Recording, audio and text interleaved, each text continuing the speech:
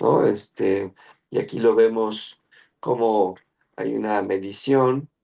No es lo mismo una metaplasia intestinal que apenas rebasa 1 centímetro, 2 centímetros, a una metaplasia intestinal que rebasa por arriba de los 5, 10 o 5 centímetros de la unión esófago-gástrica. Esto tiene que ver también pues, con el tiempo de evolución, pero también va a estar asociado con qué tanto riesgo hay de que en algún sitio ya se haya desarrollado displasia o que en algún sitio pudiera haber ya un adenocarcinoma temprano incluso. Aquí tenemos entonces ejemplos de endoscopía en donde vemos justamente estas lengüetas cortitas de color asalmonado de un lado que no afectan todo el radio de la mucosa esofágica. A diferencia de este otro, quizás este primer ejemplo en un tiempo corto de evolución, pero del otro lado, la contraparte, un paciente con esófago de Barrett de largo tiempo de evolución, en donde vemos casi fusionadas las lengüetas, ya prácticamente no vemos tejido, epitelio escamoso, se quedan algunas islas de epitelio escamoso. Prácticamente toda la circunferencia tiene metaplasia de Barrett. Como vemos entonces, ya del otro lado, en el aspecto macroscópico, el Barrett, bueno, pues ya decía, de un color rojo asalmonado, que puede alternar con mucosa esofágica residual. Eh, Vean esto, estos ya son productos de resecciones, en donde pues quitan parte del esófago con el cardias, se llaman esófago gastrectomías. eh, y bueno, lo que vemos aquí es lo que inicialmente se ve en la endoscopía, una mucosa de color asalmonado. Aquí seguramente en este esófago se encontró displasia o adenocarcinoma y fue por eso que se retiró. Eh, entonces, en el aspecto microscópico, ya decíamos, hay una sustitución del epitelio escamoso, importante la presencia de células caliciformes, cargadas de mucinas. Aquí vemos otro ejemplo de prácticamente como una mucosectomía, en donde se retiró una buena parte de epitelio escamoso residual, sano. Decía, a veces lo podemos encontrar entre epitelio escamoso, esta metaplasia columnar. Aquí, esta sería el área de esófago de Barrett. Ah, como para que lo aprecien mejor, a un mayor aumento, las áreas de metaplasia intestinal llenas de células caliciformes. Esto, si no me dicen que es del esófago, pues yo podría pensar que es una biopsia de colon, incluso. Si en esta material yo no veo epitelio escamoso, difícil sin datos asegurar que esto corresponde a esófago de Barrett. Normalmente y por eso es que se pide que el endoscopista tome muestras de diferentes sitios, incluyendo de la transición con las lengüetas de epitelio escamoso residual, para poder confirmar que se trata de esófago de Barrett. Ahora, importante ver en la arquitectura estas glándulas. Este epitelio pues se ve dispuesto hacia la base, los núcleos son pequeños. En ese análisis que hacemos, no solamente decimos si hay esófago de Barrett, sino además si este epitelio ya tiene displasia de bajo grado o de alto grado, que lo vamos a ver más adelante, cómo evaluamos la presencia de displasia.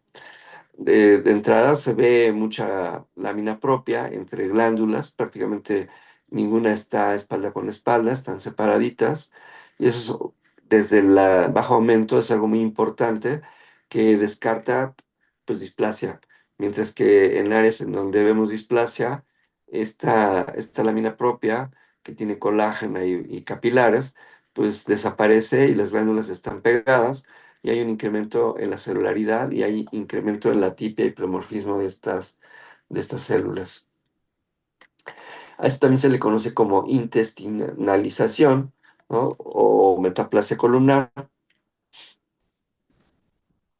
Aparte de haber células caliciformes, podemos encontrar otras células que vemos normalmente en el intestino o en el colon, que se conocen como células de Paneth, que son unas células con un citoplasma eosinófilo, como vemos acá en la figura D, señalado con una flecha. Esas células de Paneth corresponden a células endócrinas. Esta que está por acá son las productoras de hormonas que están estimulando al epitelio vecino, ¿sí? Esas son las células de Paneth. Entonces tenemos células caliciformes, a veces podemos tener células de Paneth. Eh, entonces, vamos a ver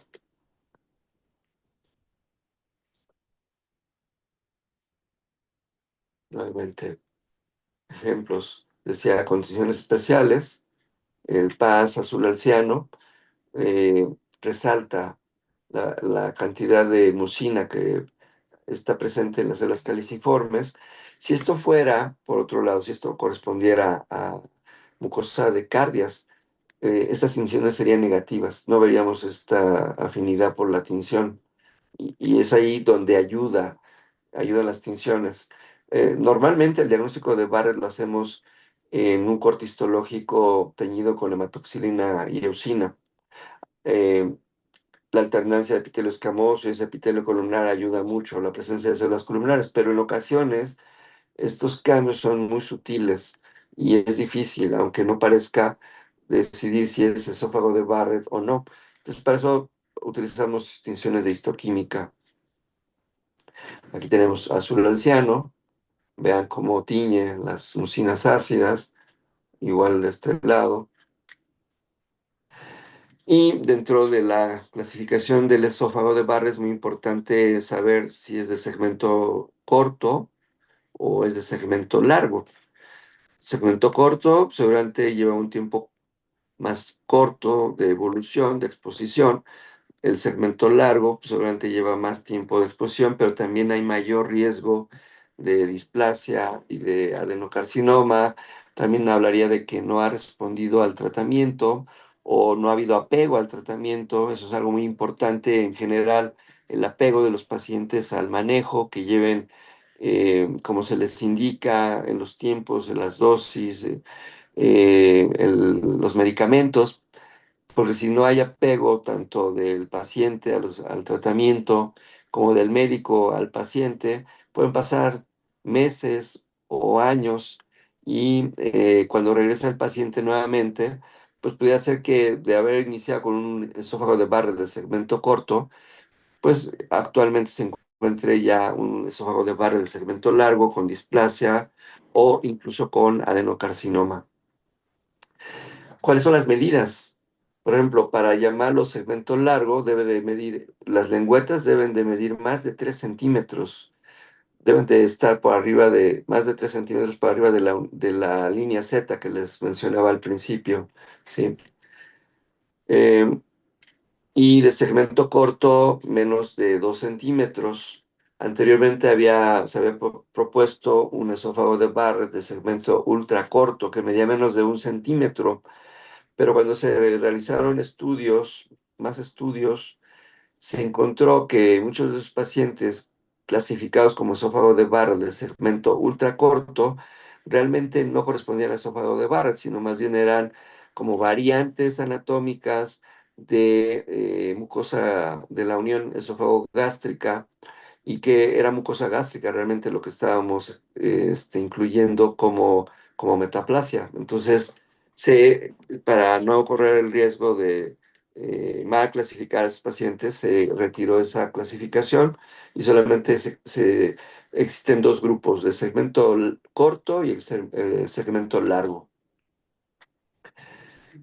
Hay criterios, algunas guías que recomiendan que se deben de tomar más de 8 biopsias aleatorias de las áreas de metaplasia columnar.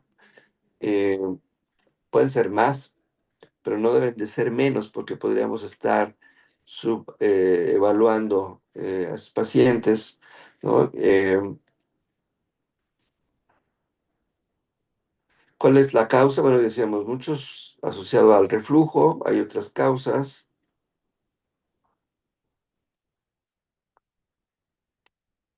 Decíamos predisposición genética, que no está muy claro, pero bueno, se ha visto que cuando existen antecedentes familiares de primer grado podría haber alguna asociación, aunque no está muy bien estudiado.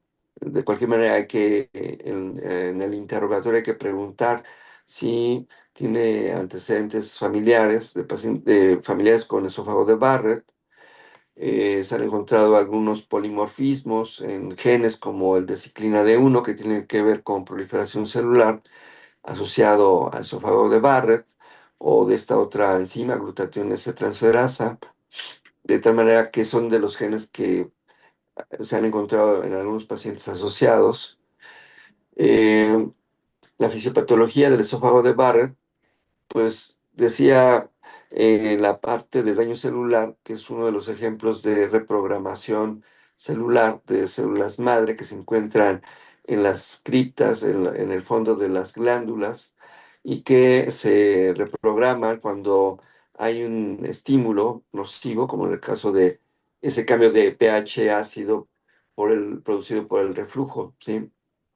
Entonces, de esa manera, estas células activan y desactivan genes para sufrir un cambio en el fenotipo y que lleve a un epitelio columnar mucho más resistente a un pH ácido. Esta lesión del tejido activo activa vías de señalización. Eso también se ha reconocido, se ha estudiado como vías que tienen que ver con diferenciación y que están activas durante la embriogénesis, como Hedgehog, y estas otras, BMP4, NF-kappa beta, eh, y que también regulan a otra vía, que es la de Notch, ¿sí? Algunas señalizaciones conducen a mayor expresión de SOX9, que también tiene que ver con diferenciación, la diferenciación columnar, que eso no lo vemos en un epitelio escamoso normal, es parte de la reprogramación, también de FOXA2, CDX1, CDX2, que llevan a este fenotipo intestinal con la presencia de células caliciformes. Entonces tenemos aquí un epitelio escamoso con daño constante por un pH ácido producido por el reflujo, que finalmente también lleva a un cambio en la expresión de incluso de citoqueratinas. Estoy en clase. Eh, entonces hay una transdiferenciación, es el término que revisamos en la parte de daño celular, si recuerdan, en donde, y es diferente a decir solamente metaplasia columnar. El fenómeno que se produce es una transdiferenciación y esto tiene que ver, ya lo dijimos, con activación de genes que tienen que ver con diferenciación celular. Eh, entonces, en esta transdiferenciación hay un incremento en el riesgo de desarrollar displasia, ¿no? Estas células, ok, se transforman en un epitelio columnar, pero si el daño permanece por un largo tiempo, se generan nuevos cambios en ese material genético de estas células que llevan a una pérdida de la maduración, de tal manera que este jugo gástrico puede ser el factor iniciador que lleva a mutaciones, producidas también por el efecto inflamatorio, que además se asocia pues, a la liberación de radicales libres, entre otras cosas, que pueden llevar a mutación y con esto pues generarse una pérdida de la maduración y displasia. Esta displasia se presenta entre el 0,2 a 2% de las personas con esófago de Barrett al año. O sea, conforme pasan los años, eleva el riesgo de desarrollar displasia. Menos del 10% de los pacientes progresa a displasia de alto grado o a cáncer. Esto pudiera ser también debido por la vigilancia. Si un paciente con esófago de Barrett se vigila cuidadosamente, puede ser que se reduzca el riesgo de desarrollar adenocarcinoma, mientras que un paciente, conforme pasa el tiempo, si hay desapego al manejo y no atiende a sus citas, pues va a correr el riesgo de en algún punto desarrollar displasia de bajo grado y posteriormente displasia de alto grado y cáncer. Eh, Estos factores de riesgo se van ajustando conforme pasan los años y también se asocia a síntomas prolongados y a la edad. Por lo tanto, tiene que ver también con el tiempo que transcurre la exposición.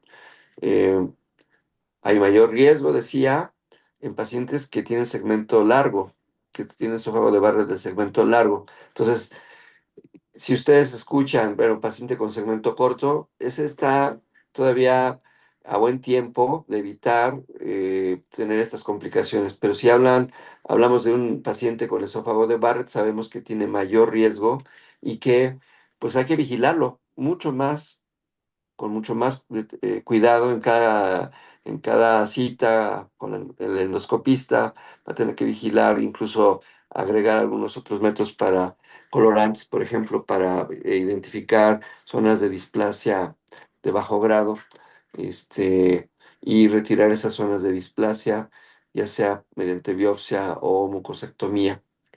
Aquí tenemos el esquemita que ilustra esta progresión de la enfermedad que va desde de la transición epitelio-columnar, en donde hay todavía un arreglo arquitectónico, vemos glándulas, hay presencia de mucina, ¿no?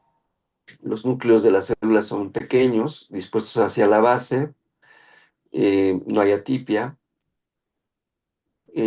a posteriormente el desarrollo de displasia, en donde vemos en el esquema cómo hay un desarreglo de esta arquitectura, hay mayor celularidad, las glándulas comienzan a ser de diferentes tamaños, unas pequeñas, otras más grandes, de contornos irregulares, los núcleos crecen, hay menor citoplasma, ya no se encuentran tan a la base, van creciendo entonces, pero también se van disponiendo más hacia el centro, se pierde la producción de moco, sigue habiendo lámina propia, esto en la displasia de bajo grado, posteriormente en la displasia de alto grado.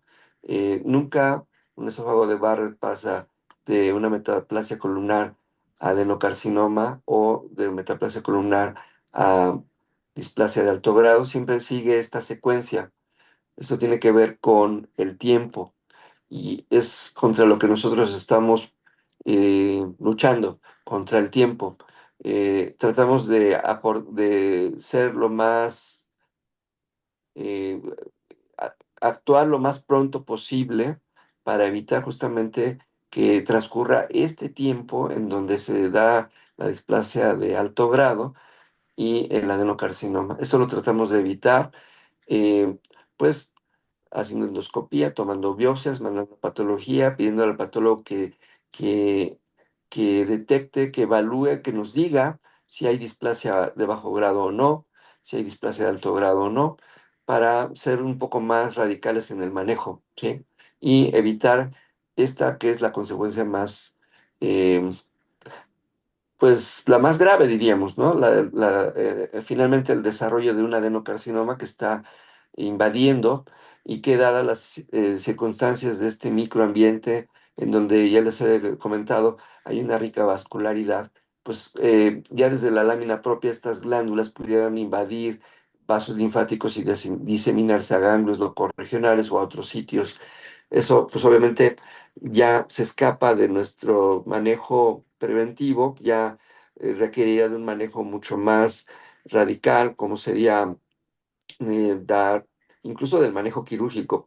Va a ser necesario dar otro tipo de tratamientos antes de poder intentar resecar este tumor, como sería quimioterapia, radioterapia. Si se dan cuenta, se va complicando más el manejo de estos pacientes conforme evoluciona la enfermedad y lo que queremos es que no progrese la enfermedad. Queremos que se mantenga o que revierta, pero cuando menos que se mantenga como un esófago de Barrett sin displasia. Entonces, en esa evaluación de las biopsias esofágicas, tenemos que buscar displasia forzosamente. Si vemos metaplasia columnar, tenemos que buscar displasia. Y el resultado de esa evaluación histopatológica puede ser que haya esófago de Barrett sin displasia, o sea, un resultado negativo. Puede ser que a lo mejor en el muestreo no se ve claro si hay displasia o no. Hay que hacer niveles, incluso utilizar algunos marcadores de inmunistoquímica, o simplemente a pesar de haber hecho todas esas maniobras, pues no podemos decidir si hay displasia y se queda como indefinida o indeterminada. Y las otras dos posibilidades es que sí haya displasia y que ésta sea de bajo grado, o bien que sea de alto grado, o bien la otra posibilidad es que ya haya un adenocarcinoma. De hecho, la displasia de alto grado propiamente es un adenocarcinoma in situ, ¿sí? Pero eso es lo que tratamos de evitar, que llegue a ese grado. Si es inevitable, pues entonces habrá que reportarlo en el informe de patología lo más pronto posible para que los gastroenterólogos sesionen el caso junto con los cirujanos gastroenterólogos, junto con los oncólogos, que son los que dan las quimioterapias, con los radioterapeutas, para planear ahora un tratamiento multidisciplinario y no solamente endoscópico o quirúrgico. Vamos a la clasificación de la displasia, un poquito más de la clasificación. Tenemos displasia de bajo grado y tenemos displasia de alto grado. Ya les dije, esto también tiene que ver con el tiempo de evolución. Entonces, esto sería como la displasia, el ejemplo de una displasia de bajo grado, en donde puede haber núcleos dispuestos de esta manera, los definimos como núcleos pseudoestratificados, unos están más arriba, otros más abajo, otros en medio, núcleos que parecen como puros, fusiformes, ya no tan redonditos, ¿no? Y lo vemos tanto en la parte basal como hacia la luz, ¿no? Hay pseudoestratificación, disminuye la cantidad de células caliciformes, podríamos encontrar alguna que otra mitosis, hacia la base, y esto ya corresponde a una displasia, bueno, sigue siendo una displasia de bajo grado, vemos los núcleos hacia la base, disminución de moco es otro aspecto de una displasia de bajo grado, acá tenemos esta otra, núcleos hacia la base, y comparen con esta. Aquí, pues, ya no se pierde la pseudoestratificación, ya no vemos moco, ya no vemos células caliciformes, se ve muy basófilo porque hay más células, hay más núcleos. Ahora, unos núcleos muy grandes, hipercromáticos, pleomórficos, y incrementa el número de mitosis. Además, vean, estas glándulas ya están muy pegaditas. Incluso aquí, estas glándulas se fusionaron, tienen una apariencia como de coladera, decimos, con un patrón cribiforme. Esto corresponde a una displasia de alto grado. Estas células todavía no han roto la membrana basal y no han invadido la lámina propia, de manera que se mantienen dentro de las glándulas, pero el grado de inmadurez, por así decirlo, es mayor, ¿sí? Entonces, no es un adenocarcinoma invasor, porque no ha roto la membrana basal, es una displasia de alto grado, diagonal adenocarcinoma in situ, ¿sí? Ahora pues esto ya el endoscopista lo puede ver en la exploración endoscópica, un tumor que protruye de manera exofítica hacia la luz, un paciente que seguramente ya tiene muchos años de evolución con esófago de Barrett, eh, a lo mejor llegó ya en una fase avanzada, no lo vigilaron adecuadamente.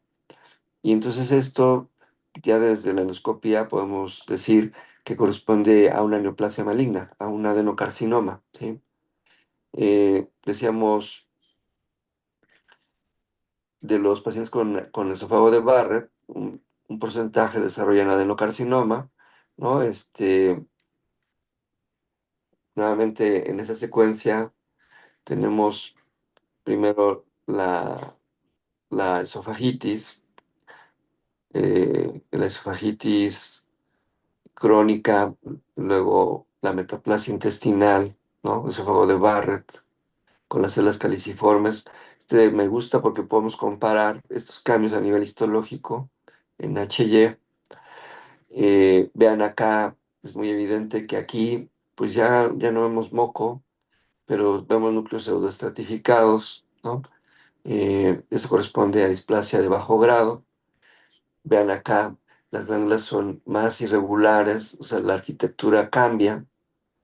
Ya no se ve tan basófilo, o puede verse basófilo, pero, y no solamente es la pérdida de moco que vemos en el Barrett, sino que las glándulas son muy irregulares, de formas irregulares y de tamaños variables. Por acá vemos todavía algo de esófago de Barrett, puede alternar. Y vean esto, esas glándulas, unas muy grandes, alargadas, otras más pequeñas, ya no se ve estroma, ya no hay lámina propia. Incluso en algunos sitios esas glándulas infiltran la lámina propia y esto ya corresponde a un adenocarcinoma. Entonces, el esófago de Barrett, 0.5% desarrollan adenocarcinoma. De, eh, del esófago de Barrett con displasia de bajo grado, 10% pueden desarrollar adenocarcinoma. De esófago de Barrett con displasia de alto grado, casi la mitad van a desarrollar adenocarcinoma. Y justamente esto es lo que tratamos de evitar con la vigilancia, con los tratamientos, tanto con medicamentos como quirúrgicos, ¿sí? Eh, una exposición prolongada al daño inflamatorio que puede producir eh, reflujo, por ejemplo, ¿no? Y entonces, un paciente bien vigilado, con adecuada respuesta al tratamiento, adecuado apego al tratamiento, podría eh, evitar esto y vivir largo tiempo sin displasia, sin adenocarcinoma. ¿Sí? ¿Sí me escuchan? Sí, doctor. Ok, Doctor. muy bien. Entonces, el número de biopsias, decía, la exploración endoscópica, pero el número de biopsias que se toman es muy importante para poder detectar no solamente Barrett, sino displasia, que esa es la intención de la vigilancia. Una vez que se diagnosticó esófago de Barrett. La primera endoscopia sería pues diagnosticar esófago de Barrett. Las siguientes es detectar lo más pronto posible displasia o descartar displasia y seguir vigilando. Evaluar el manejo inicial. Si no ha reducido la metaplasia o incluso ya hay focos de displasia de bajo grado, pues habrá que proponer una nueva terapia. Decía al final el tratamiento quirúrgico, ¿no? Eh, ¿Qué técnicas se utilizan actualmente? A lo mejor esto ya no es tan actual, podría ser o no, pero también la endoscopia ha evolucionado, hay técnicas avanzadas. Esta que se denomina imagen de banda estrecha o cromoendoscopia digital, eh, que se utiliza para endoscopios de última generación. También los endoscopios de hace más de 50 años no son los mismos de ahora, ¿no? O los de ahora no son los mismos del inicio, han evolucionado mucho y ofrecen muchas herramientas para poder evitar que un paciente con esofagitis o con esófago de Barrett desarrollen displasia o adenocarcinoma. Eh, Autofluorescencia también utilizan y endoscopia confocal. Es un ejemplo de estas técnicas de cromatografía, en donde esta es la endoscopía sin el colorante, esta es la endoscopía con colorante, y dependiendo de la coloración, los tonos de coloración definen las áreas de displasia. Estos colorantes les permiten detectar displasia. Cuando se ha comparado la sensibilidad con la que se puede detectar áreas de displasia únicamente con la exploración visual, con el endoscopio sin colorantes, es menor a cuando se utilizan colorantes, eleva la probabilidad de detectar zonas pequeñas o zonas grandes de displasia, ¿sí? Y en esos sitios es a donde se dirige la pinza para tomar biopsias de ese sitio y confirmarlo histológicamente. Complicaciones del esófago de Barrett, pues el desarrollo de úlceras, de hemorragia, de fibrosis y estenosis por la inflamación. Eh, a veces cuando progresó adenocarcinoma, pues el tratamiento podría ser la esófago-gastrectomía, y este es el ejemplo, ¿no? Eso es lo que tratamos de evitar. También no es frecuente ver esto. En algunos sitios, como oncología, tal vez sí, pero es que aquí concentramos un gran número de pacientes que llegan ya complicados, pero en los hospitales generales seguramente no, eh, en donde diario están viendo pacientes con esofagitis por reflujo, con esófago de Barrett, este, seguramente ahí puede ser menor el porcentaje, ¿no? Acá estamos sesgados, porque acá llegan los que se van a operar de esta manera, ¿no? A los que se les va a ofrecer lo último, que sería una esófago-gastrectomía. eh, pero también existen otros tratamientos. Cuando son muy pequeños los tumores, se puede ofrecer las mucosectomías, ¿no? Terapia con fotodinámica, ablación con láser, mucosectomía decía, ¿no? Es de lo último también. No todos los centros ofrecen estos procedimientos de mucosectomía. También tienen que entrenarse para los endoscopistas para poder realizar esto. No es un método que cualquier endoscopista realiza. Entonces, los medicamentos, la cirugía antirreflujo, son dos opciones. Tratamiento para pacientes con displasia de alto grado, esofageectomía quirúrgica. Hay algunos riesgos, es muy bajito el riesgo. Pacientes con comorbilidades, cardiópatas, hipertiroideos, pues podría ofrecerse mucosectomía dependiendo del tamaño del tumor y de la etapa del tumor. Eh, ¿Qué más? Ok, aquí, déjenme ver, vamos a cambiar de presentación.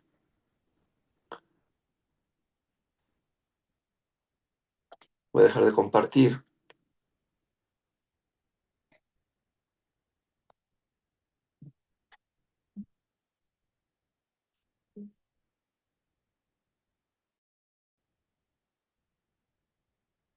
Siguen ahí, ¿verdad? Sí, Sí, doctor. doctor. Sí, doctor. Vamos a pasar a la parte de neoplasias. Me interesa hablar de las neoplasias.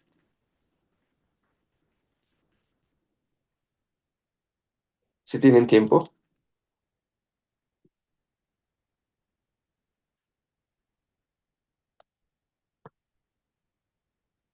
Sí, doctor. Ok, veamos.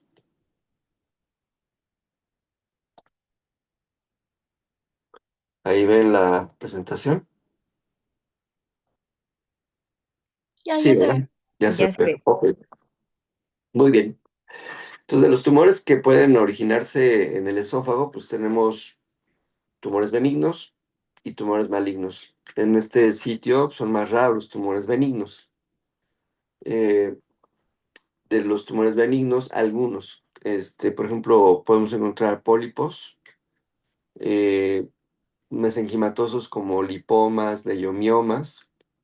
Esto, por ejemplo, es un papiloma, diferente a los adenomas. El papiloma siempre está revestido por epitelio escamoso.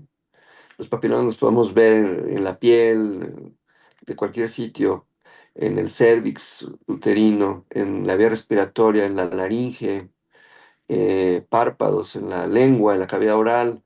Bueno, en el esófago también podemos encontrar papilomas escamosos, no son frecuentes, Son benignos y se asocian a infección por VPH, quizás no de los de alto riesgo, sino de los de bajo riesgo.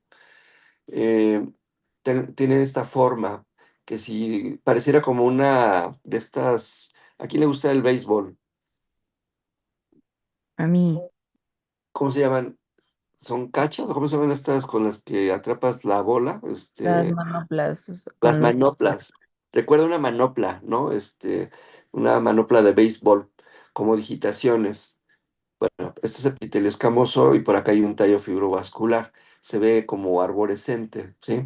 Esa es la forma de un papiloma, en donde ustedes lo vean. Y en el esófago se ve de esta forma.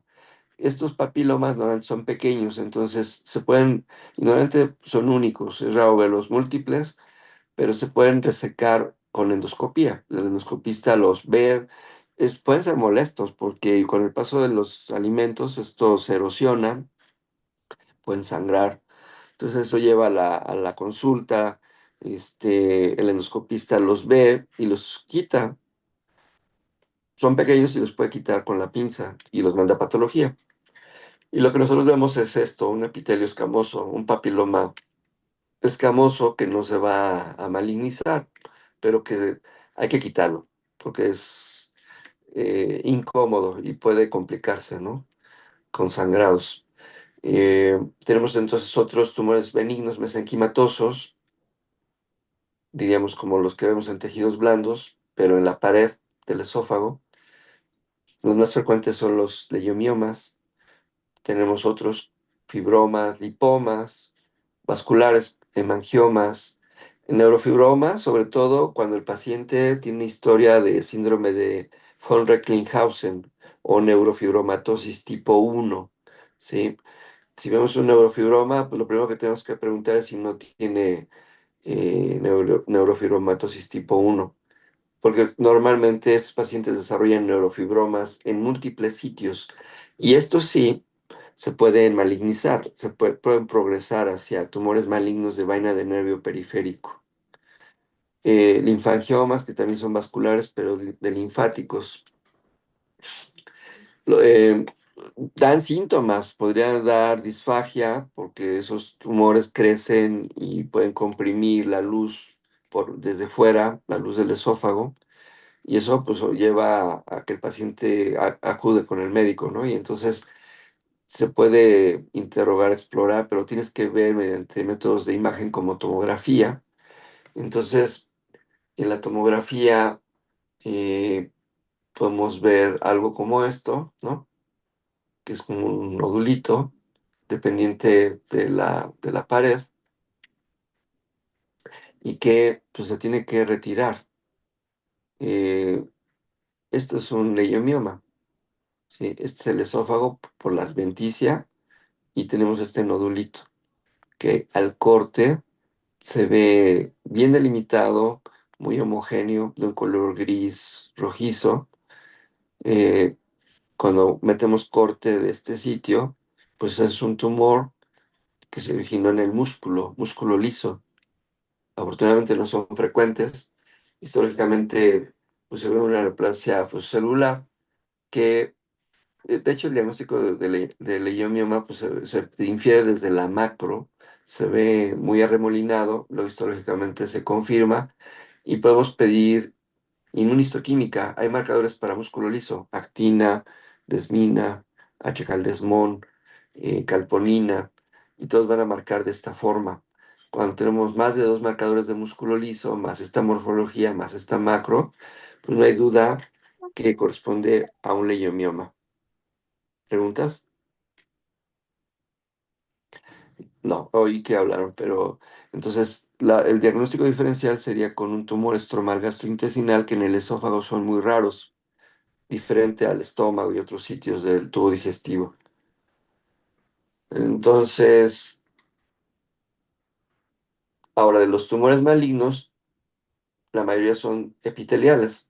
Hay también tumores mesenquimales, como podría ser leiomyosarcomas, hay neoplasias hematológicas, linfomas, hay melanomas y tumores metastásicos, que son el grupo de los tumores secundarios, ¿no? Que dieron metástasis a la pared del esófago, como melanomas podría ser también. Es menos frecuente, pero también es posible. Hemos visto metástasis a esófago de tumores germinales, por ejemplo, ¿no? Originados en testículo o en ovarios. Es muy raro. Coriocarcinoma, por ejemplo, carcinoma embrionario. Eso también es muy raro. Y todo lo raro va a ser más difícil de diagnosticar rápido. Y más si no hay buena correlación clínica, si no hay una buena historia clínica, antecedentes, porque normalmente son pacientes que ya tienen años con la enfermedad, que le fueron tratados y que ahora en una recurrencia de un tumor germinal, pues reaparece como metástasis en el esófago. He visto casos así, son muy raros, pero llegan a pasar. Eh, ¿Qué factores predisponen a carcinomas? En el caso del carcinoma epidermoide, decíamos la calasia. En el caso del adenocarcinoma, el esófago de Barrett.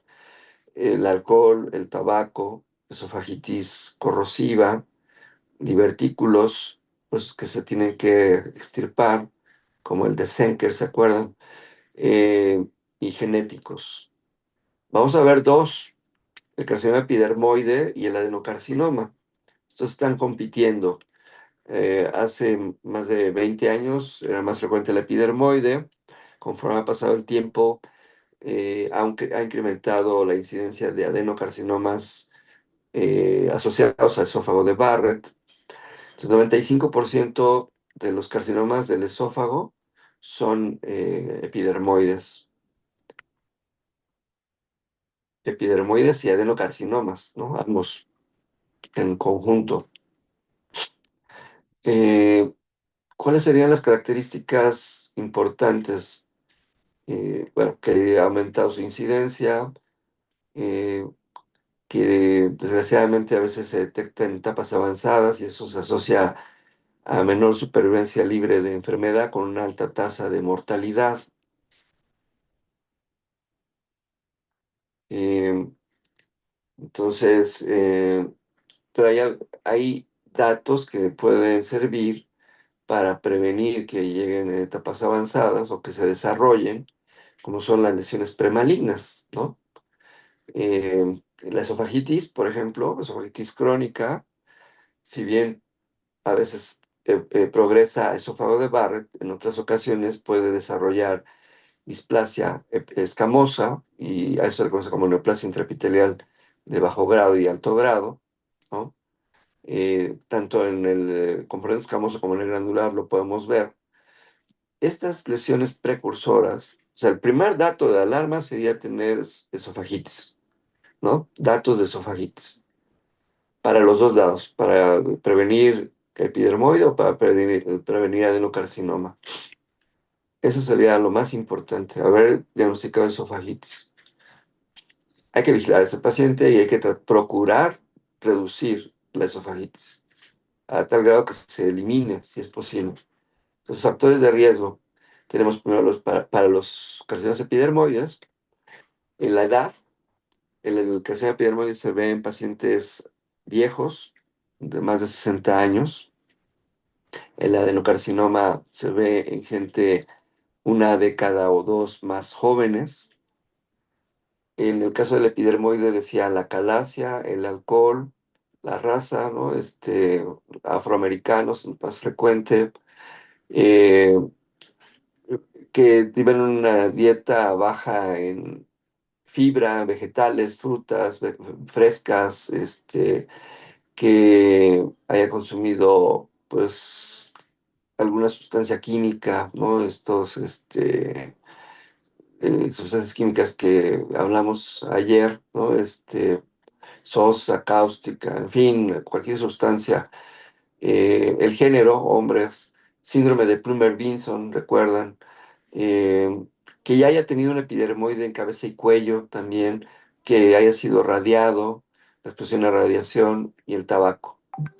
Para el epidermoide, para el adenocarcinoma, pues el principal es esófago de Barrett, la enfermedad por reflujo, la hernia hiatal, que eso se puede modificar.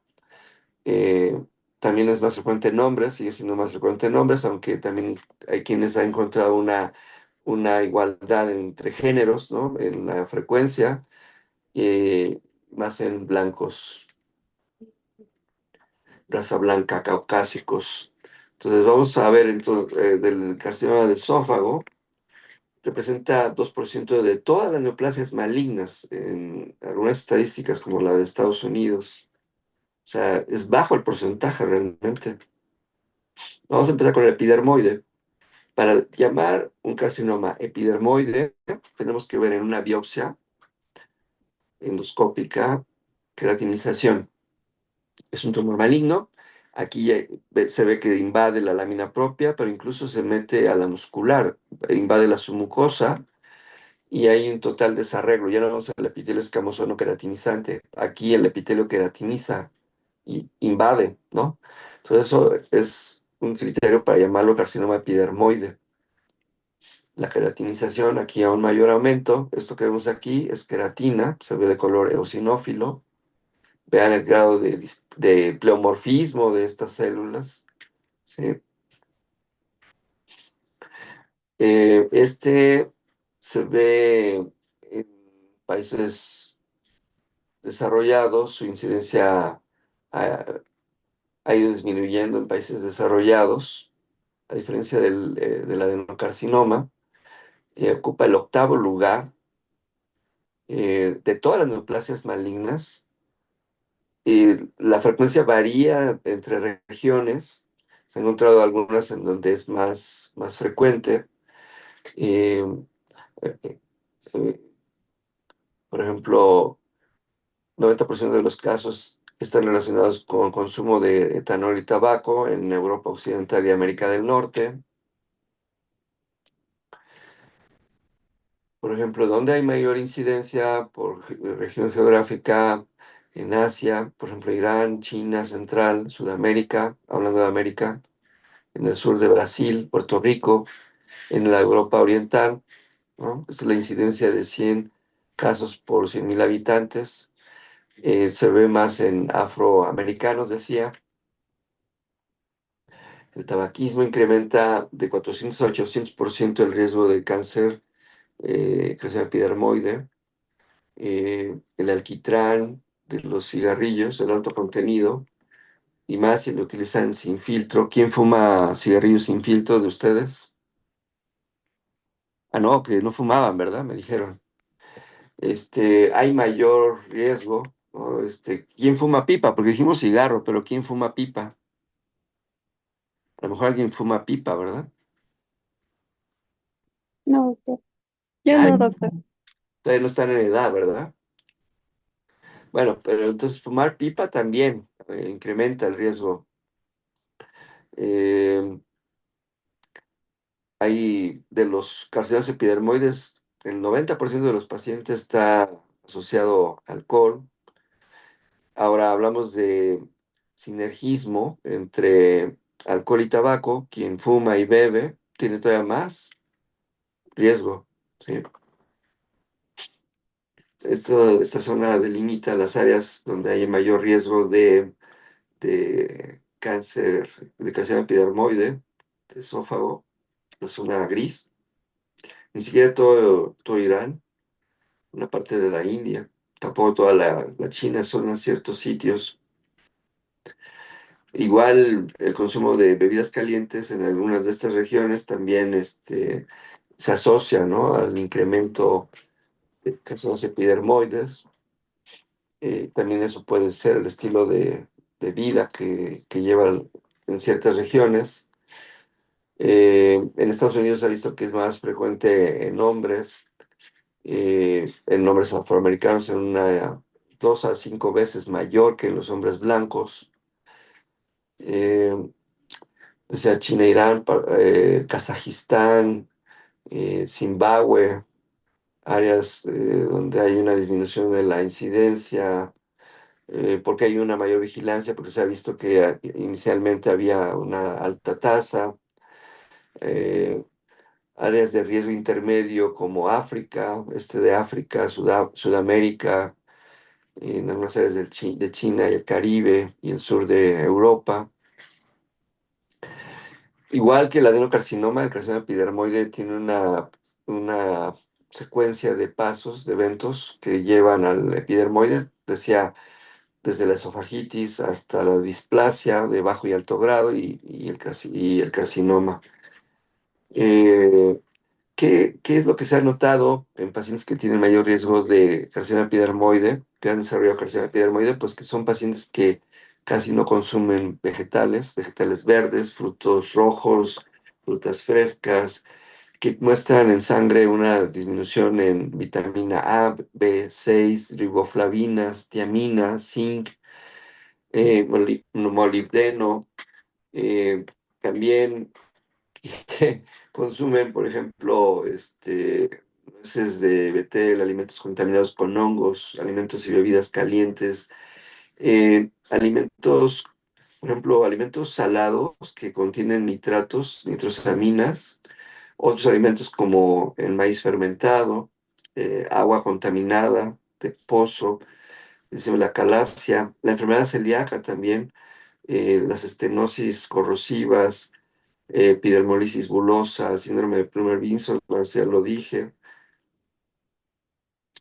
La radioterapia decía puede elevar el riesgo y la exposición a BPH, pero BPH de alto riesgo, como sería BPH 16, que se ha visto asociado en 13% de los pacientes con carcinoma epidermoide también. Entonces, consumo de alcohol, consumo de tabaco más estos otros factores. Eh, el BPH ha sido implicado por algunos investigadores, especialmente en regiones de alto riesgo, con tasas de detección de 0 a 66%. Eh, los síntomas, pues son unos síntomas inespecíficos, pero cada vez que tengamos pacientes que refieran disfagia o como sensación de obstrucción al paso de los alimentos, y otro dato que no habíamos mencionado, bueno, solamente en la calasia, la pérdida de peso, pero una pérdida de peso eh, acelerado, que no tiene que ver con dieta, de más de 10 kilos en menos de un periodo de tiempo, es muy rápido. La pérdida de peso, normalmente cuando vemos pérdida de peso en cáncer es un dato importante que hay que preguntar si hubo pérdida de peso, la cantidad, si es que se puede medir, si no pesar al paciente, a lo mejor de manera indirecta preguntar si ha notado pérdida de peso, si ha notado que la ropa le queda floja o ya no le queda. Eso podría ser un indicador de una neoplasia maligna en cualquier sitio, pero en este caso en el esófago.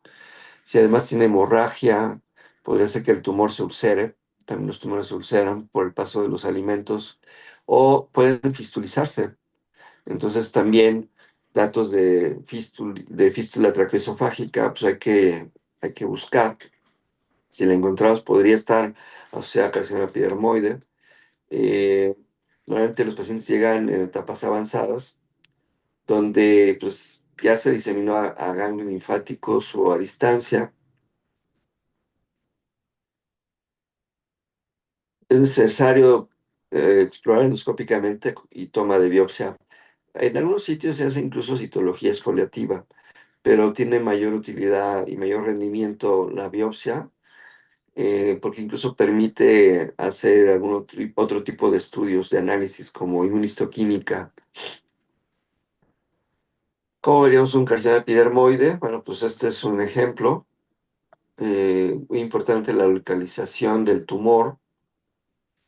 Ahorita vamos a ver los sitios donde surgen los carcinomas epidermoides con mayor frecuencia.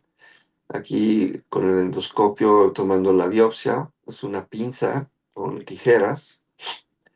También muy importante que otro de los recursos que ofrece la endoscopía es el ultrasonido transendoscópico.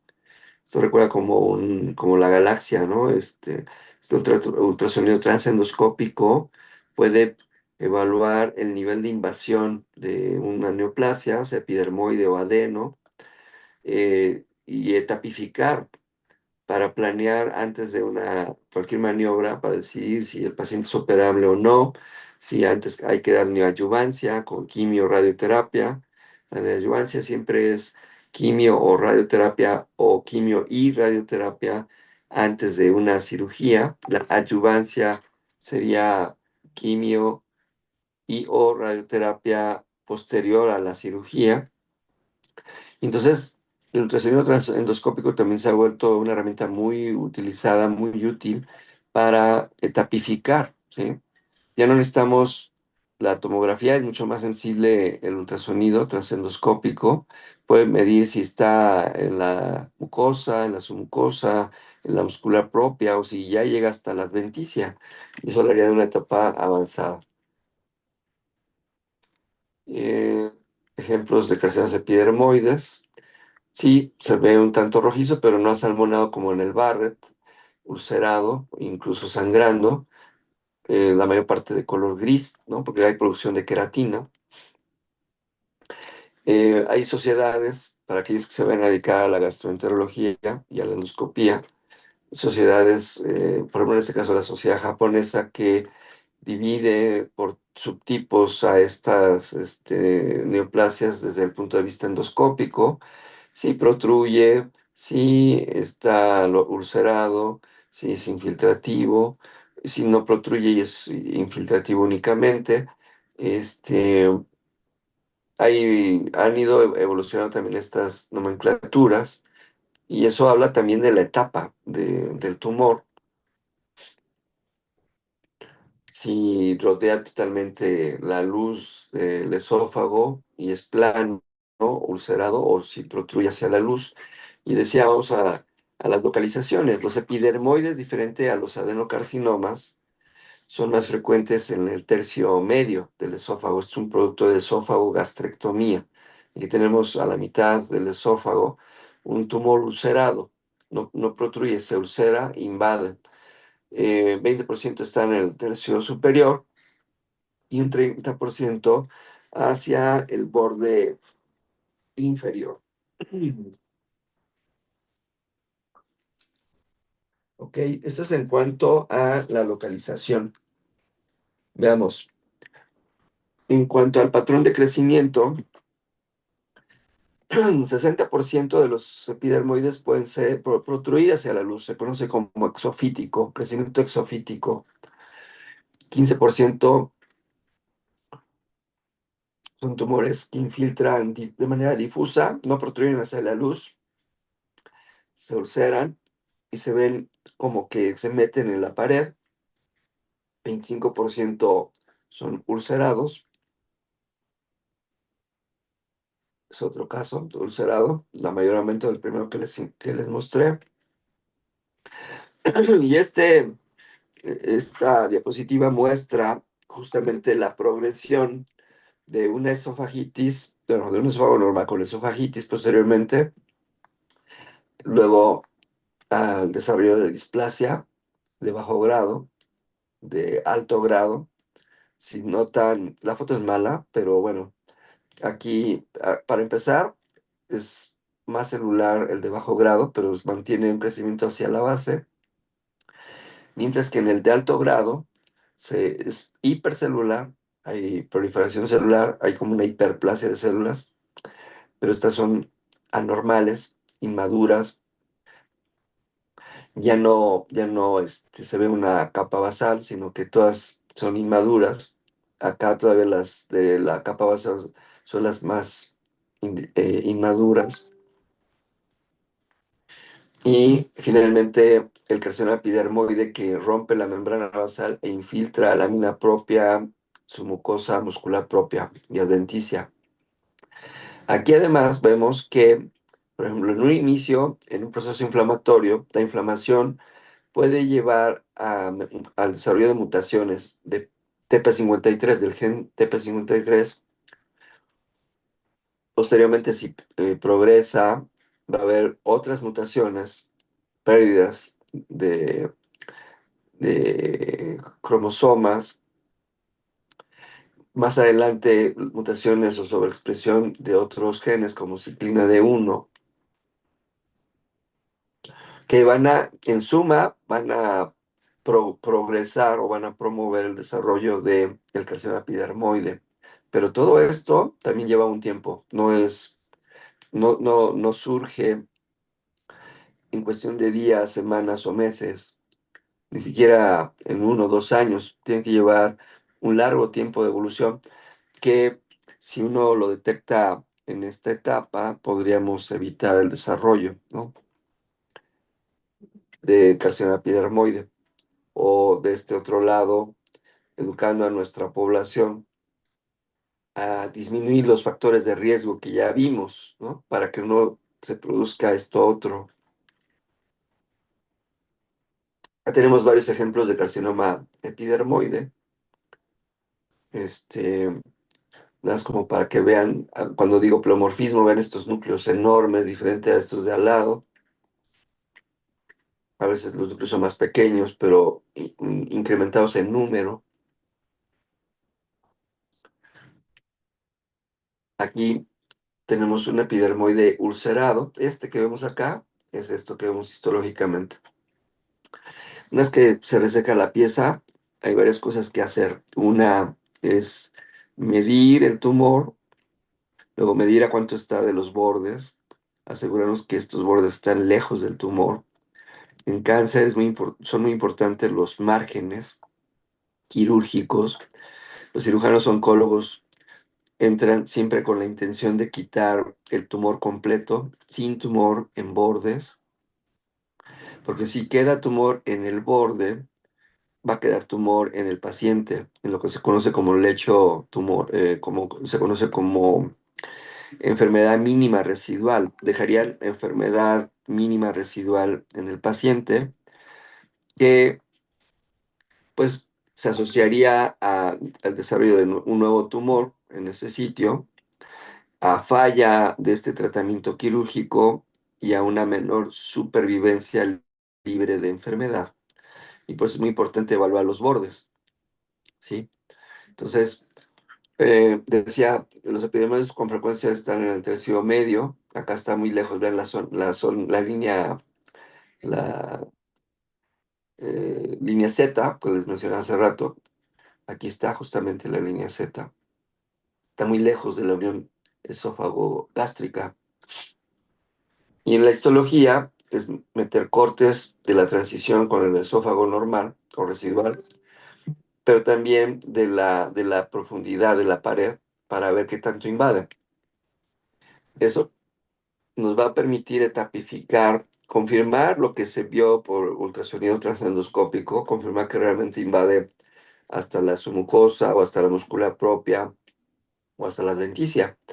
La etapa va a estar asociada con el tiempo de sobrevida que va a tener ese paciente. Entre más temprano sea, más hacia la superficie lo vamos a encontrar y mayor supervivencia va a tener. Entre más profundo se encuentra, aquí no importa el tamaño, aquí importa el nivel de invasión. Entre más profundo se encuentre, hablaría de una etapa más avanzada, y esto se asocia a una menor sobrevida o supervivencia libre de enfermedad. Hay otros factores que también evaluamos en ese muestreo, como es, pues, la presencia de trombos tumorales en vasos linfáticos, permeación linfovascular, o bien la infiltración de nervios, infiltración perineural. Esto que vemos al centro es un nervio y está totalmente rodeado por tumor. Aquí se ve mejor. Esto es un vaso linfático establecido por endotelio, y dentro vemos células neoplásicas. Esto es un trombo tumoral que, cuando vemos esto, se asocia a metástasis a ganglios con mayor frecuencia y una menor supervivencia libre de enfermedad. Eh, También vemos si el tumor prolifera, mitosis, necrosis. ¿Podría ser más al rato? ¿O me lo puedo dejar aquí? Es que tengo clase. Aquí mi clase no sabía. Mejor regreso al ratito. Ok, Sí. muchas gracias. Ay, ¿Me disculpe. lo puedo dejar aquí? Es que quería comentarle que unos bloques. Mejor. Sí. Ya casi termino. Sí. Muchas Gracias, gracias. Sí, perdón. disculpe.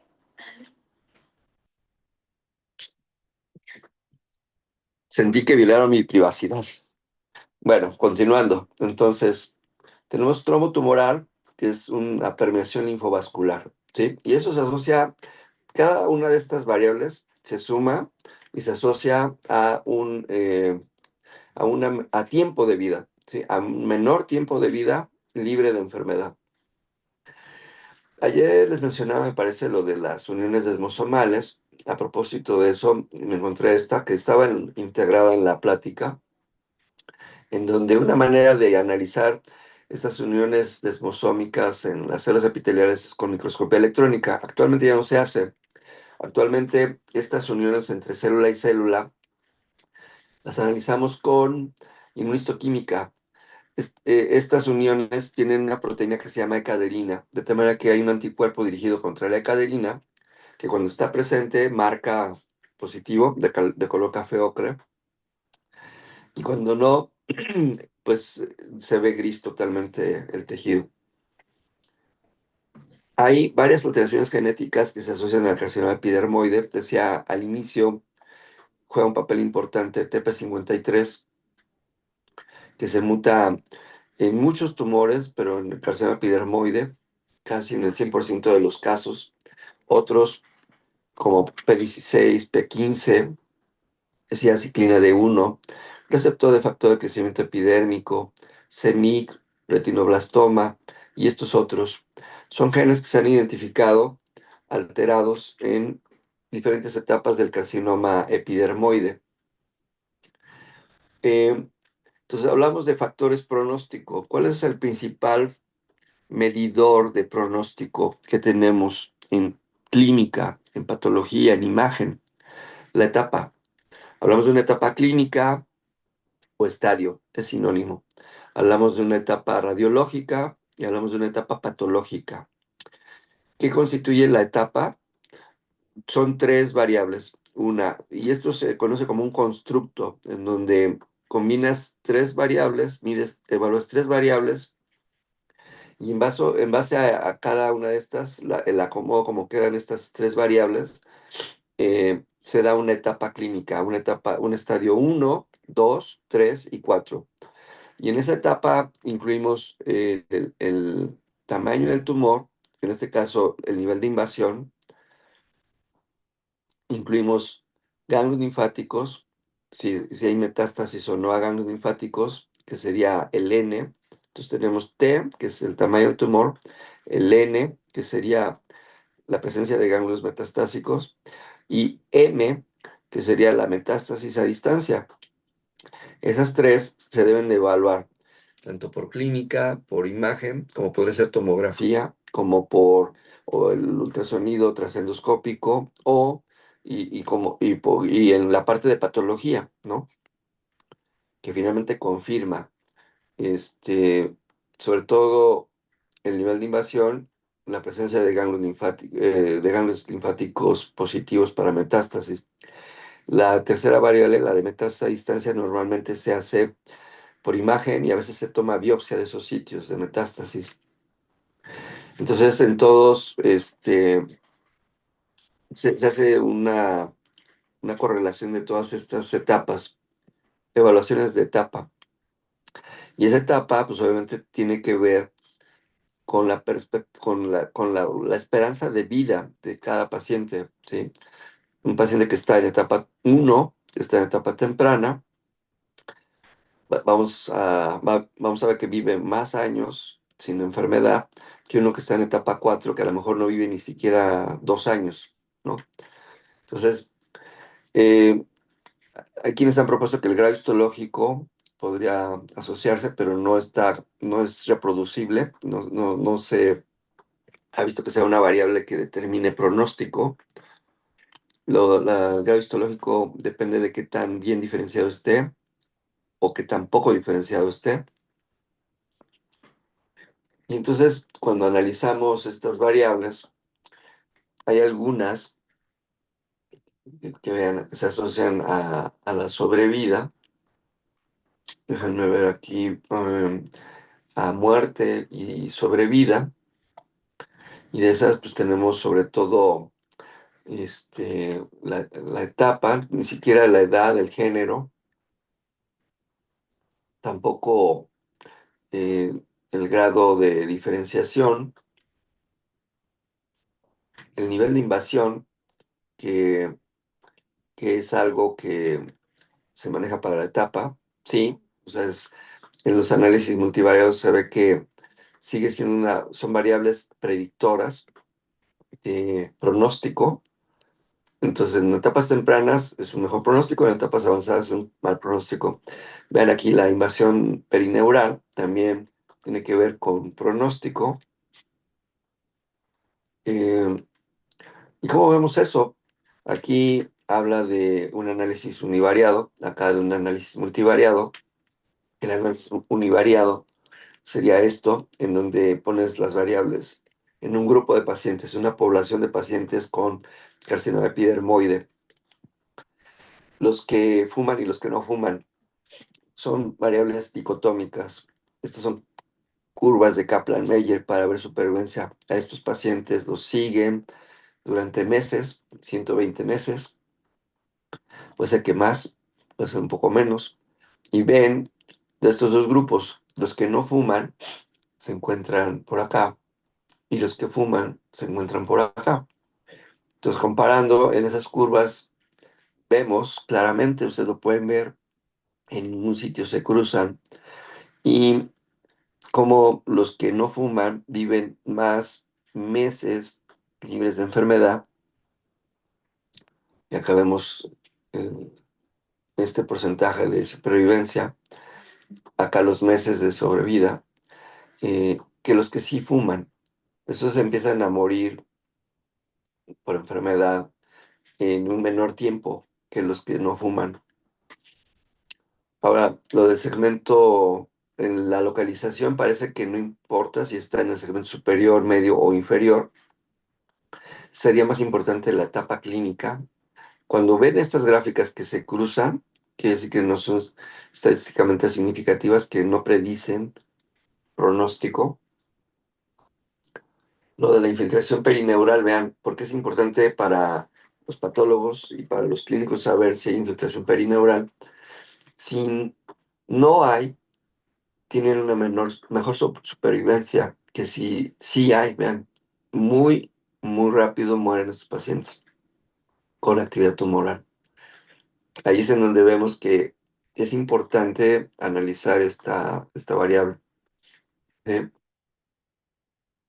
La supervivencia a 5 años del epidermoide eh, en general es del 9% a 5 años, es la supervivencia global, pero si el tumor está superficial, vean, tiene una supervivencia a 5 años del 75%, o sea, hablaría de una etapa temprana, a que si está invadiendo toda la pared, se reduce mucho, hasta el 25%. Entonces, pues es muy importante detectarlos lo más rápido posible.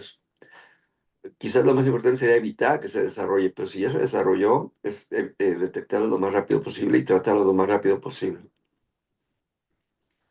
Aquí tenemos las etapas que les decía, que el nivel de invasión es importante, vean, tumor que está en la mucosa, pero que no ha roto la membrana basal, no ha invadido la submucosa, la muscular propia, las dos capas, ni la adventicia, sería una etapa cero. Eso es un in situ.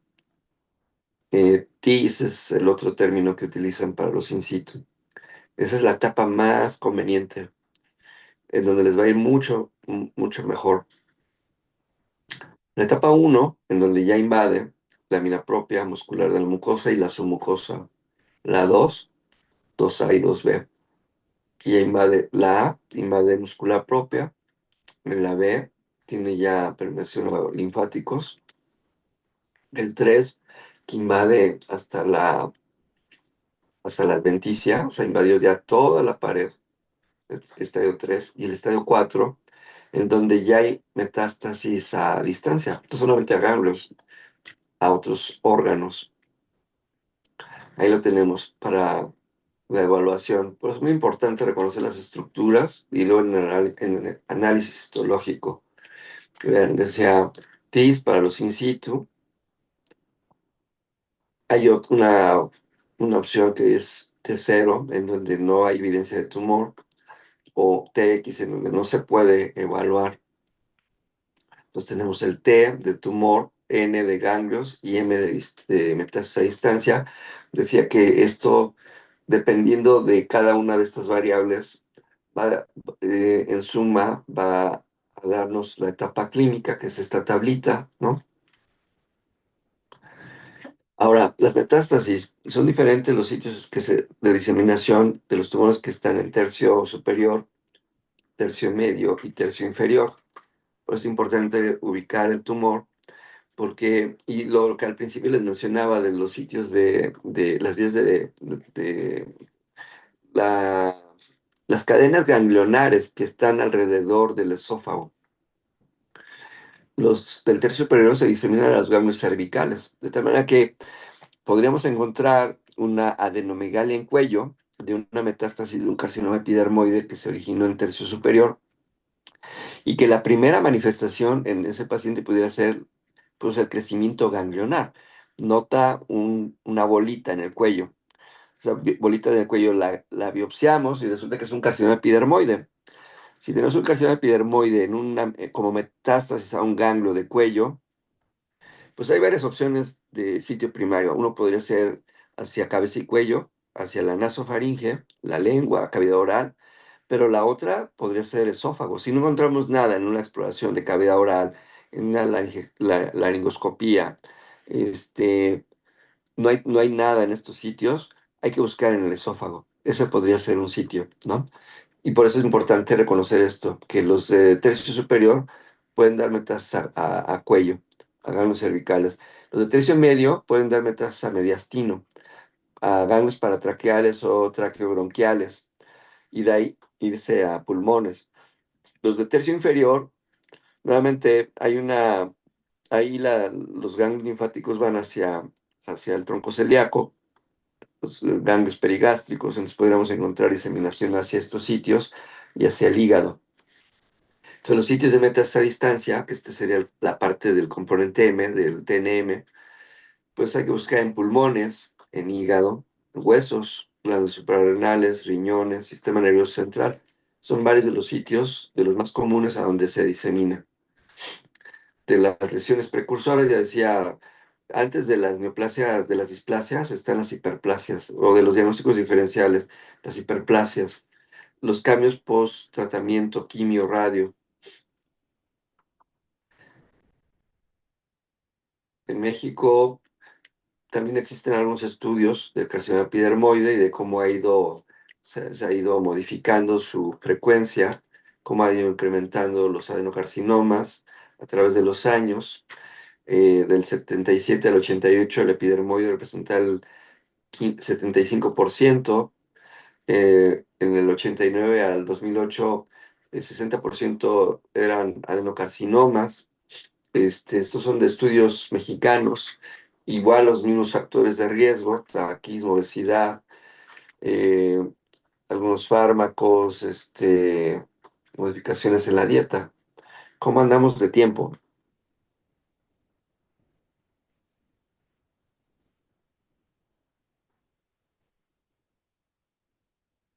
¿Están ahí? Sí, ¿Ya se fueron? doctor. Ah, pensé que ya se habían ido. A ver, vamos a revisar adenocarcinoma esofágico. Diferente al epidermoide, el adenocarcinoma esofágico forma glándulas de estas estructuras tubulares. Estas glándulas en algunas podemos encontrar moco, que eso es lo que producen las glándulas, moco, ¿no? Son glándulas malformadas. Es, tanto epidermoides como adenocarcinomas son neoplasias epiteliales malignas, las que una produce queratina, el epidermoide, y este produce moco, el adenocarcinoma, forma glándulas, túbulos, ¿no? Hay otra opción que es todavía más rara, los carcinomas adenoescamosos, que en el esófago son muy raros. Es una combinación de ambos, pero tenemos que ver ambos componentes mezclados y son muy agresivos. Entonces tenemos los adenocarcinomas, ya dije, su incidencia va en aumento en Estados Unidos, Europa, Australia. Eh, En el 2013 la Sociedad Americana del Cáncer estimó que se habían reportado 17.990 casos nuevos de carcinoma esofágico, con 15.210 muertes. Y de estas, 50-70% de los carcinomas esofágicos son adenocarcinomas. Por grupos de edad, en jóvenes puede haber, pero es muy, muy, muy raro, del 0.1%. En viejos, 70-79 años, se eleva a 3.9%. La edad es muy importante. Si vemos a un paciente, un niño o un joven con síntomas esofágicos, pues seguramente no es cáncer, debe ser algo benigno, pero no hay que menospreciar y hay que explorar. Eh, Decía, adenocarcinomas en adultos de más de 40 años, edad promedio 60, en menos de 50 son raros, dependiendo de qué factores de riesgo tenga. A qué edad comenzó con enfermedad por reflujo, por ejemplo. 80% son hombres. Aquí es más frecuente en raza blanca. Produce disfagia, pérdida de peso progresiva, hematemesis, dolor torácico, vómitos, pirosis, regurgitación, epigastralgia. ¿Cuál es el principal factor de riesgo? Esofagitis por reflujo, ¿sí? Aquí tenemos entonces nuevamente un epitelio normal, las glándulas, mucosas, la muscular. Se produce pues, de esta metaplasia que se da en el tercio distal. Aquí todo se origina en el tercio distal del esófago. Muy raro tercio superior, y eso lo vimos, lo mencioné, en las mucosas gástricas ectópicas, ¿no? Entonces, reflujo, Barrett, obesidad son factores de riesgo. Tabaquismo, radioterapia podrían ser también. Eh, lo del uso de sosa cáustica, también, factores genéticos, eh, infección por Helicobacter pylori. Este puede ser un factor, al contrario, un factor de riesgo protector. Eso ya lo habíamos comentado, ¿no? A lo mejor nos convendría tener Helicobacter para no desarrollar adenocarcinoma, pero pues, podríamos desarrollar adenocarcinoma gástrico, ¿no? ¿Para dónde nos movemos? Lo ideal es no tener nada. Eh, Otros factores, pues la dieta en todo, cuando se trata de cáncer, la dieta es muy importante. Entre más consumidores de carnes rojas seamos, más sedentarios seamos, entre menos nos movamos, menos actividad física hagamos, bebamos cerveza, alcohol, fumemos, esos son los malos hábitos. Entre lo contrario, entre más actividad física, menos sedentarios seamos, más caminemos diario, corramos, en fin, lo que ustedes quieran, pero que sea actividad física, consumamos vegetales verdes, frescos, frutas frescas, frutos rojos, menos carne o más equilibrado, no es dejar la carne, sino comer más equilibrado, carne, más fruta, más verdura, más actividad física, menos riesgo de desarrollar cáncer en general y adenocarcinoma del esófago.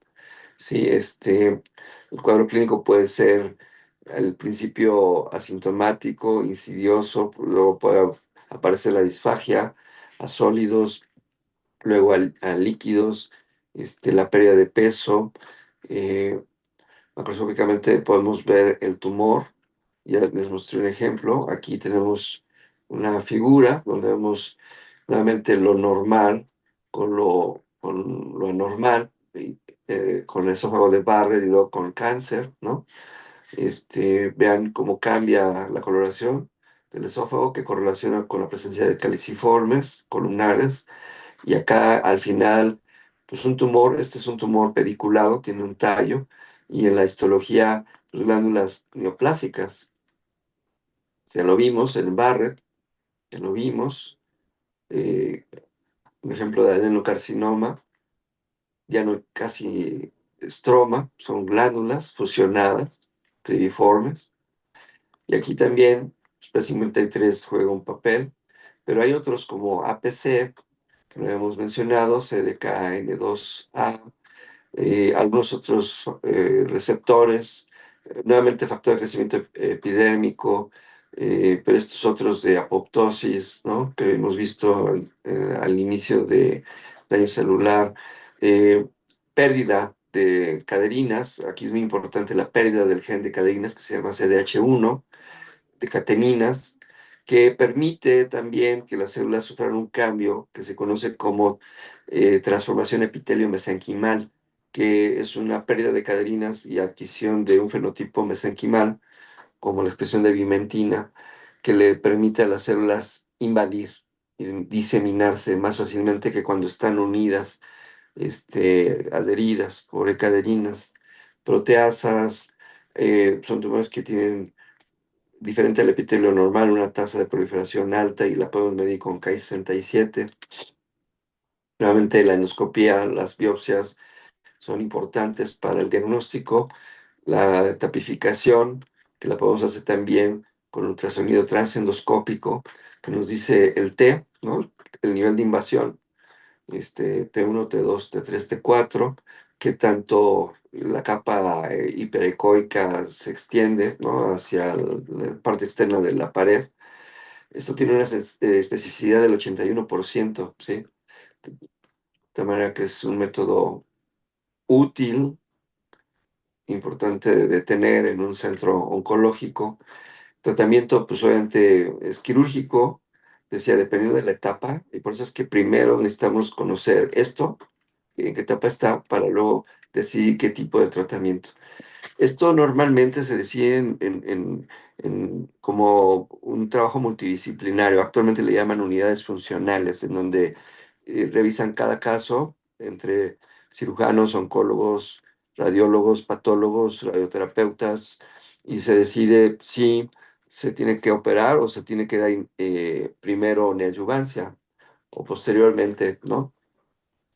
Entonces, el tratamiento ideal sería la resección con márgenes negativos, R0, este, como este otro ejemplo. Vean, este es un adenocarcinoma.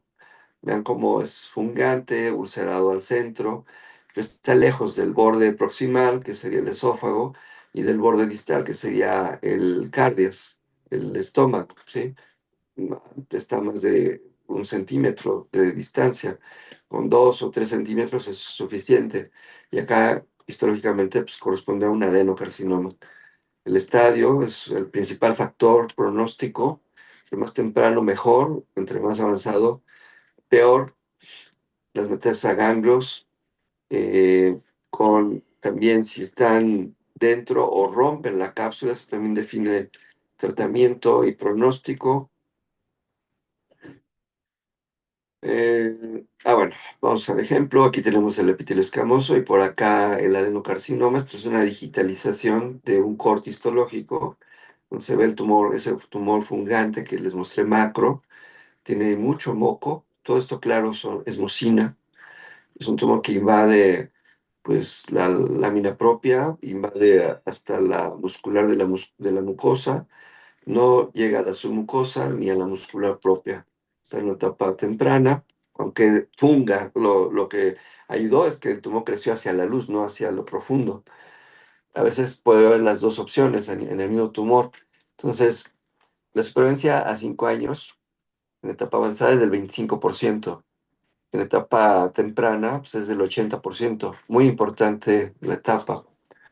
Si hay metástasis, pues obviamente esto sí importa, disminuye los sitios de metástasis, nuevamente, al hígado. Como está en el tercio distal, se disemina a través de estos ganglios del tronco celíaco hacia el hígado y puede irse también a pulmones, a pleura.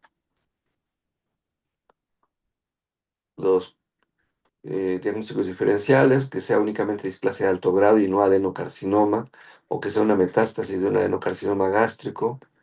Eh, la displasia de alto grado eleva el riesgo al 10% de desarrollar adenocarcinoma. La manera como se subdivide, ¿no? Por tipos, para decir que es un adenocarcinoma del esófago tiene que estar por arriba de 1 a 5 centímetros de la unión esófago-gástrica, porque tenemos otro grupo de adenocarcinomas que no se originó de Barrett o que borró el Barrett y que está en la unión esófago-gástrica, justamente, que pudo haber provenido de un Barrett que no, ya no lo vemos y difícil decir, o bien que se originó en el cardias del estómago y que se extendió hacia el esófago.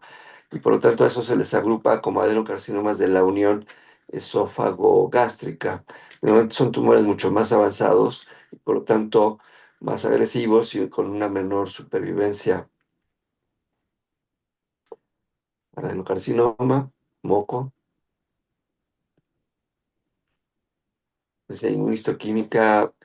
Aquí de lo importante de la inmunohistoquímica cuando ya está establecido el adenocarcinoma es buscar, actualmente buscamos dos cosas. Una, si hay expresión de HER2, del receptor HER2, porque entonces podría ser que ese paciente, aunque esté en etapa avanzada, se le dé tratamiento con trastuzumab o de esas drogas o anticuerpos dirigidos contra HER2, o bien inestabilidad microsatelital, que pueda permitir predecir si puede responder a terapia, inmunoterapia, ¿sí? Entonces aquí tenemos un esquemita que es el HER2, es de la familia del receptor de factor de crecimiento epidérmico. En muchas de las neoplasias de tubo digestivo se explora este HER2 justamente con la finalidad de ofrecer una alternativa de tratamiento en casos avanzados de cáncer, en este caso de adenocarcinoma de esófago, o bien gástrico, o de otros sitios, ¿sí? Que hace trastuzumab, decía, hay otros medicamentos, pertuzumab, panitumumab, cetuximab, son anticuerpos que se unen al receptor de HER2 y bloquean al receptor. Estos receptores lo que hacen es inducir proliferación celular. Al bloquear a estos receptores, inhiben la señal y las células dejan de proliferar y mueren, ¿sí? Y es una manera de un manejo alternativo. Ok, ya casi para terminar, otros tumores que surgen en el esófago, hay neoplasias neuroendocrinas, mucho más raras, 0.02 de todas las neoplasias del esófago, que se dividen en grado 1, 2, y en carcinomas, tumores neuroendocrinos y carcinomas neuroendocrinos, y que los vemos de esta manera. No producen moco, no producen queratina, producen hormonas. Son positivos para marcadores neuroendocrinos como cromogranina, sinaptofisina. En la histología son tumores de color azul, se ven, entran dentro de un grupo que llamamos tumores de células redondas y azules, pequeñas redondas y azules. Otro, decía el melanoma. Cuando vemos un melanoma en el esófago, lo primero que hay que descartar es que no sea una metástasis, pero también hay primarios, que son muy raros en el esófago, muy agresivos. Y la manera como descartamos que sea una metástasis o intentamos es, pues, en el interrogatorio preguntar si hubo historia de melanoma en otro sitio o si actualmente tiene melanoma en otro sitio. En la población mexicana, uno de los sitios que con frecuencia se presentan melanomas es en el lecho subunguial de los pies o en las plantas de los pies. Se los menciono porque aprovechando esto es importante desnudar al paciente para cualquier neoplasia, tumores germinales, explorar gónadas, testículos, por ejemplo. Para melanoma es importante desnudar al paciente y explorar los pies, porque a veces se nos olvida. Por pudor, por vergüenza, no lo hacemos, pero tenemos que hacerlo, tenemos que desnudar y explorar todos los recovecos, en este caso los pies, porque a veces el paciente no se ha dado cuenta que trae una manchita en la uña de un pie o no lo ve porque está en la planta del pie. Y en población mestiza, mexicana, de piel morena, no de piel blanca, de piel morena, el principal sitio donde se originan los melanomas es en los pies. Entonces hay que explorar pies, más si dicen que hay un melanoma metastásico, hay que explorar pies para ver si no hay una lesión melanocítica pigmentada, ¿sí? Muy importante eso también, esa acción como clínicos, la exploración, explorar todo, de cabeza a pies. Esta es la manera como vemos el melanoma en el esófago, tiene pigmento. Esto diría, está sencillo, cuando vemos melanina, se ve de este color, cafecito, ocre. Difícil cuando son melanomas amelánicos, que no producen melanina. Hay otros datos que ahorita no voy a mencionar, pero que ayudan para sospechar melanoma. Y hasta aquí una pequeña dosis de neoplasias de esófago. No sé si tengan algún comentario. No, doctor. Todo bien, doc. Muy bien, por ahí buscaré algo de literatura para que revisen. Igual hagan un resumen. Se los comparto ya fuera de clase hoy o mañana. Muy bien. Para que trabajen en equipo. Sí, doctor. Pues si no hay comentarios o preguntas, terminamos la clase del día de hoy y nos vemos la siguiente semana. La siguiente semana vamos a empezar con estómago, ¿sí? Vamos a ver estómago eh, y tardaremos yo creo otras 4 clases o 3 clases revisando estómago. Muy bien, pónganse a estudiar. Sí, Ok, doctor. doc. Sí, doctor. Gracias. Gracias. Gracias. Buena tarde. Gracias, doctor. Hasta luego. Gracias, Gracias, doctor. igualmente. Doctor, hasta luego. Hasta luego.